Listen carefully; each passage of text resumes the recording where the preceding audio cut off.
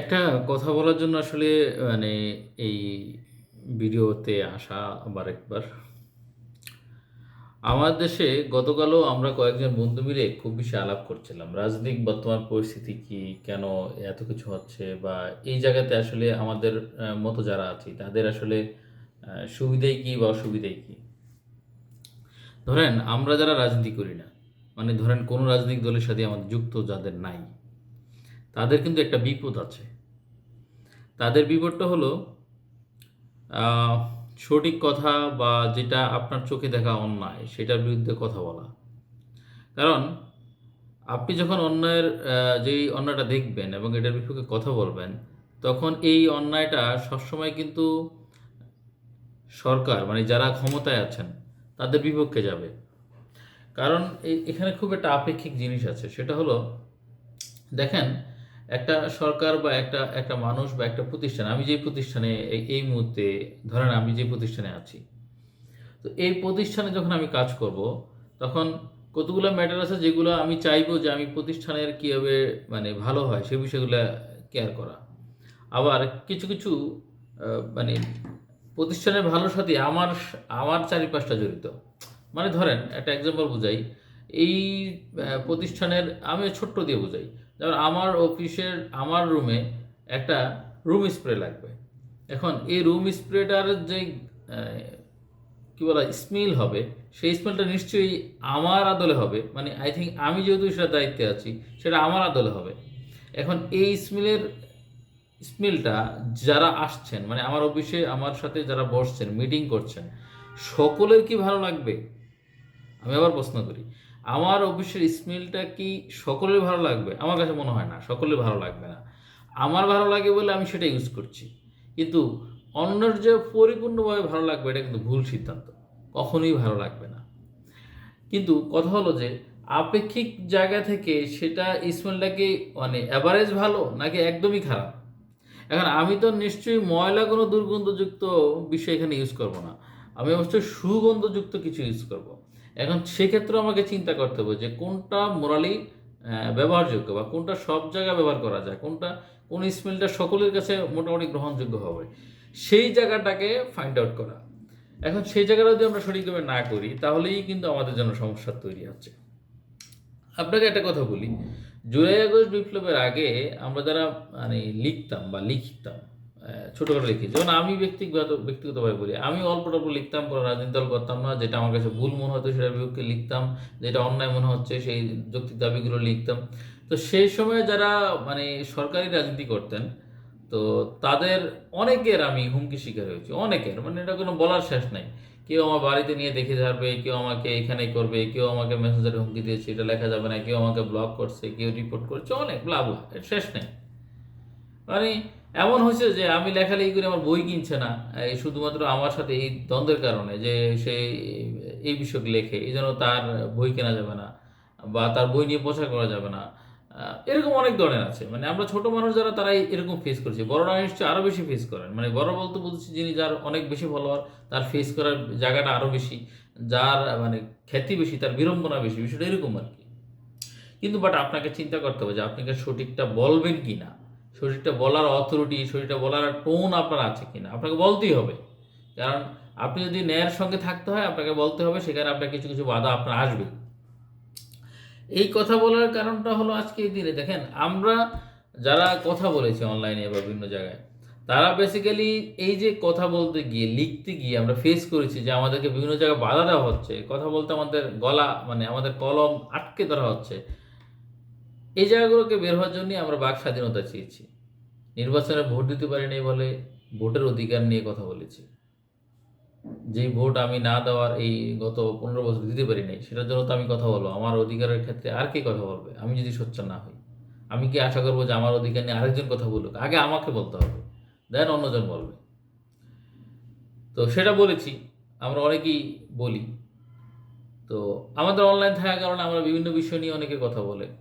সম্প্রতি আমি যেমন ধরেন আহ, সম্প্রতি দেখলাম যে বিগত সময়ে যে সকল বন্ধুরা ধরেন আমার মানে বিপক্ষে ছিল, সে সকল বন্ধুদের মধ্যে অনেকেই এখন আবার আমাকে এসে মেসেঞ্জারে নক দিচ্ছে এই জন্য যে ব্যাপার কি, ওখানে একজন মারা গেছে এখন কেন বলো না, ওখানে চালের দাম বৃদ্ধি হয়েছে, এখন কেন বলো না? তা আমি বললাম চালের দাম বৃদ্ধি হয়েছে, ডালের দাম বৃদ্ধি হয়েছে, সেটা তো নতুন কোনো সরকার আসে নাই। এখন যেটা আছে সেটা একটা অন্তর্বর্তীকালীন একটা বিষয়। তো এটা তো মূলত আমাদের রাষ্ট্রীয় যন্ত্রের যে সরকার, সেই সরকার না। এর সাথে এগুলো বলে আসলে আমাদের আহামরি কী লাভ হবে? কোনো লাভ হবে না। তারা একটা নির্দিষ্ট সময় সংস্কারের জন্য এসেছে, সংস্কার করবে, হয় চলে যাবে। যদি না থাকে, মানে চলে না যায়, তখন আবার কথা বলার টোন হবে যে আপনারা তাহলে আরেকটা মানে স্বৈরাচারের দিকে যাচ্ছেন কিনা, সে আলোচনা আসবে। কিন্তু এখন তো তাদের নিয়ে এত বেশি আলোচনা করে, এখন আমাদের যে যুক্তিক আলোচনা যেটা দরকার, তাদের এই বিষয়গুলো, এই কাজগুলো যেগুলো করা দরকার, বিগত দিনে যে সকল করাপশনটা অনেক বেশি হয়েছে, সেই জায়গাগুলোকে একটু রুদ্ধ করা দরকার। আমরা সেই জায়গা কিন্তু এখনো পারছি না, বা এই সরকার এখনো পারে নাই। আপনার যে আমলাতান্ত্রিক আমাদের সরকার বা দেশ, সেই আমলাতান্ত্রিক জায়গাকে আমরা বন্ধ করতে পারি না, বরঞ্চ নতুন নতুন ইস্যু তৈরি হয়ে নতুন নতুন আলোচনা করে। আজকে সকালে একটা নিউজ পড়তেছিলাম আপনার ডিম নিয়ে, যে ডিমের কারসাজি, যে বিশাল কারসাজি, ডিম সরকারিভাবে নির্ধারণ করে দেওয়া হয়েছে 11 টাকা সামথিং সম্ভবত, যে সরকারিভাবে দাম ভ্যালুয়েশন করে দেওয়া হয়েছে। তো ডিম তো আমরা বাজারে 14 টাকা, 14.5 টাকা কিনতে হচ্ছে। তো এই যে আমরা বেশি দামে কিনছি, তো এটা নিয়ে তো মানে সরকারির মানে যেই জায়গা মানে করার দরকার, সেটা তো আমরা করতে পারছি না।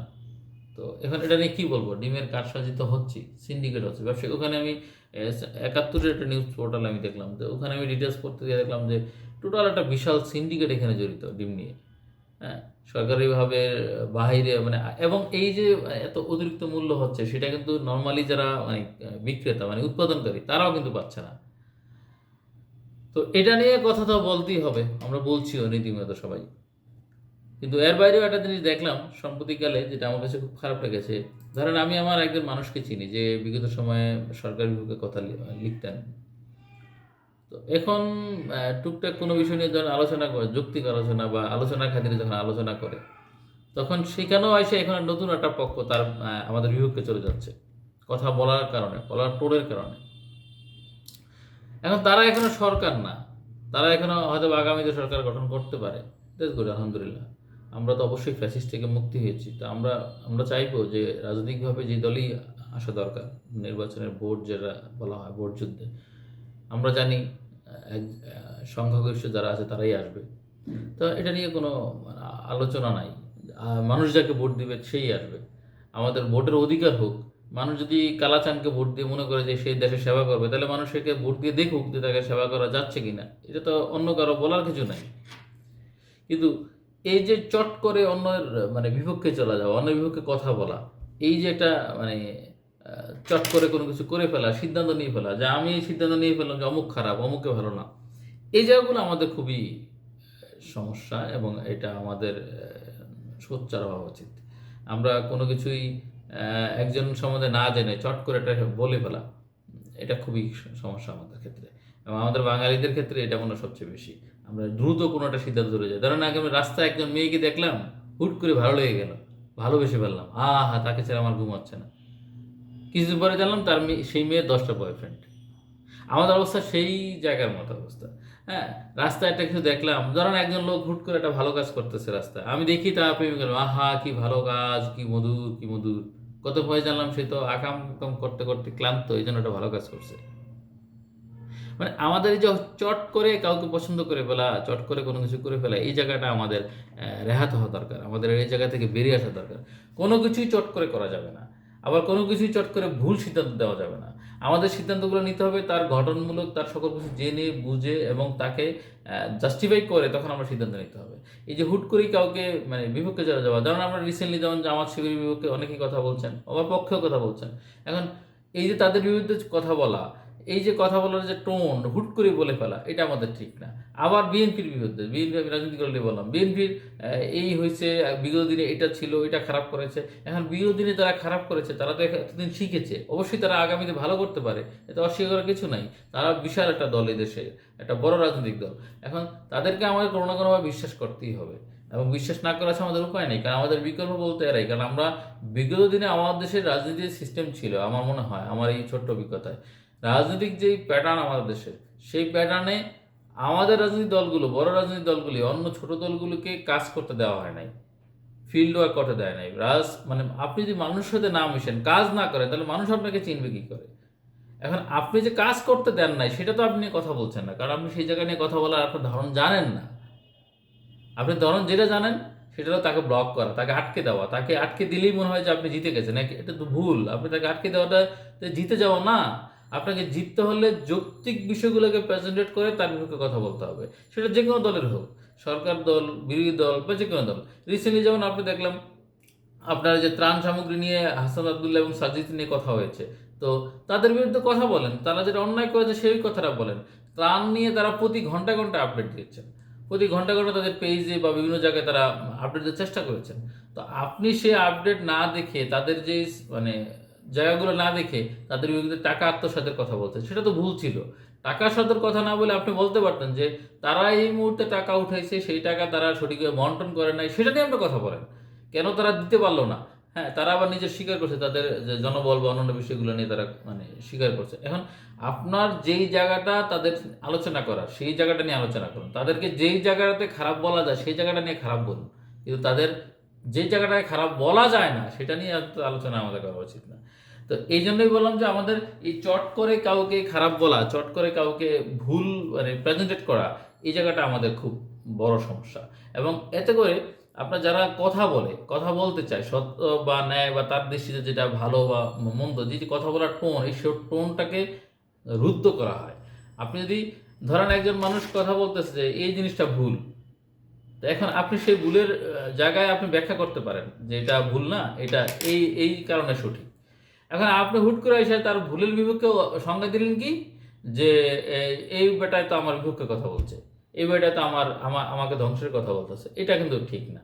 তাহলে তো আর আপনার সেই রুদ্ধ মানে যেই জায়গায় আমরা ফ্যাসিস্ট যে জায়গা থেকে বের হতে চেষ্টা করেছিলাম সেই জায়গাটা আবার নতুন করে মানে নতুন রূপে আসলো।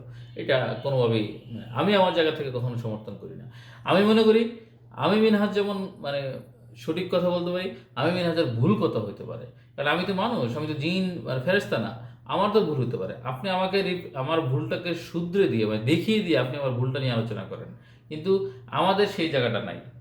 আমাদের জায়গা হলো কাউকে আঘাত করতে হলে তার ক্ষত জায়গাটা দেখে তার ওই জায়গাটা আঘাত করা, তাতে করে সে কি হবে, তার কথা বলার টোনটা বন্ধ হয়ে যাবে। এই যে মানে আমাদের মানে প্রতিযোগিতা, এটা ভয়ঙ্কর, সত্যি ভয়ঙ্কর। এই জন্য আমি বারবার বলি, চট করে যেমন কোনো মেয়েকে ভালোবাসা যাবে না, চট করে যেমন কাউকে ভালোবাসা খুব বেশি দেওয়া যাবে না, এবং চট করে যেমন কারো বিরুদ্ধে কোনো ধরনের সিদ্ধান্ত নেওয়া যাবে না।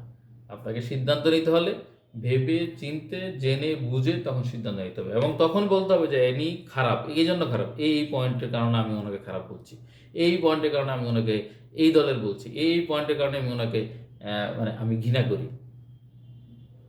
যেটা আমরা বিগত সরকারের সময় করেছি, যে আমি এই কারণে ঘৃণা করি। যেমন আমি বলেছি ফ্যাসিস্ট হাসিনাকে আমি এই জন্য ঘৃণা করি, সে আমার ভোটার অধিকার হরণ করছে। এই জন্য ঘৃণা করি যে সে আমার মতো কোটি তরুণকে সরকারি চাকরি নামক ধোঁয়াশায় রেখেছে, কোটি কোটি তরুণের বেকারত্ব নিয়ে হাসি খেলা কেটেছে, কোটি কোটি তরুণের শিক্ষা খাত নিয়ে ধ্বংস করেছে,